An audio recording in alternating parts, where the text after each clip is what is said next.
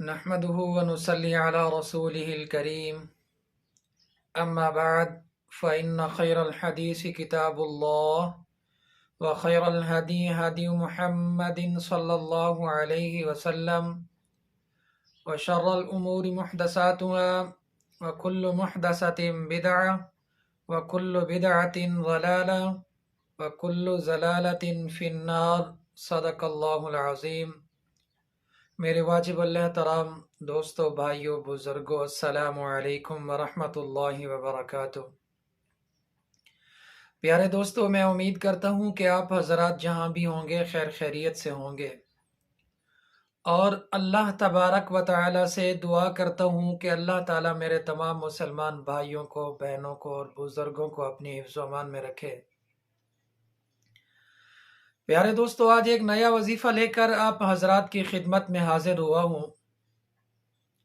آج کا جو وظیفہ ہے ان بھائیوں کے لیے، بہنوں کے لیے، ان بزرگوں کے لیے جن کو جگر کی تکلیف ہے، جگر کا کوئی نہ کوئی مسئلہ ہے، جگر خون نہیں بناتا، جگر سکڑ رہا ہے، یا جگر کی کوئی بھی تکلیف ہے، تو آپ اس وظیفے کو کر سکتے ہیں۔ گھر میں کوئی بھی بندہ اس وظیفے کو کر سکتا ہے۔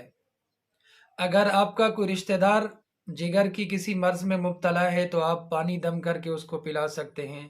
اگر خود کسی جگر کی بیماری میں مبتلا ہے تو آپ خود بھی اس پانی کے اوپر دم کر کے، اس وظیفے کو دم کر کے پانی پی سکتے ہیں۔ پیارے دوستو، وظیفہ کون سا ہے؟ آپ نے کون سی سورت پڑھنی ہے، کون سی آیات پڑھنی ہے؟ قرآن پاک کے اندر ایک سورت ہے، سورت الرحمن، الرحمن علم القرآن۔ اسی سورت کی آخری آیات ہے جس کو آپ نے پڑھنا ہے۔ کس ترتیب کے ساتھ پڑھنا ہے وہ ذرا غور سے سن لیجئے۔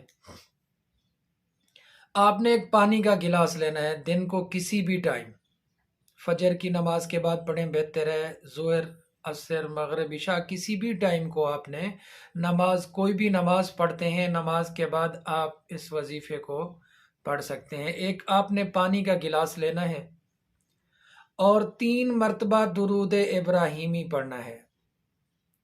3 مرتبہ درود ابراہیمی پڑھنے کے بعد 21 مرتبہ اس آیات مبارکہ کو پڑھنا ہے، سورۃ الرحمن کی آخری آیات۔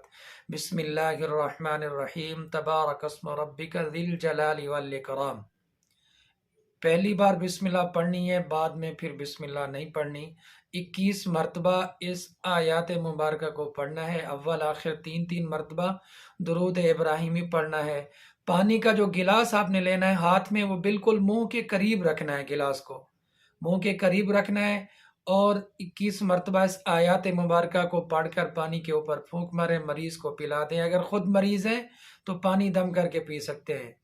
21 دن تک اسی ترتیب کے ساتھ اسی وظیفے کو پڑھیں، انشاءاللہ جگر کی جتنا بڑی سے بڑی بیماری ہوگی تو اللہ تبارک و تعالیٰ سے امید ہے کہ اللہ تبارک و تعالیٰ ضرور شفاء کاملہ عاجلہ عطا فرمائیں گے۔ اللہ تعالیٰ سے دعا ہے کہ جتنا مسلمان بیمار ہیں تمام بیماروں کو شفاء کاملہ عاجلہ عطا فرمائے۔ اللہ تبارک و تعالیٰ سے دعا ہے کہ جتنا مسلمان پریشان حال ہیں اللہ تعالیٰ ان تمام کی پریشانیوں کو دور فرمائے۔ پیارے دوستو، اپنی دعاؤں میں یاد رکھنا۔ والسلام۔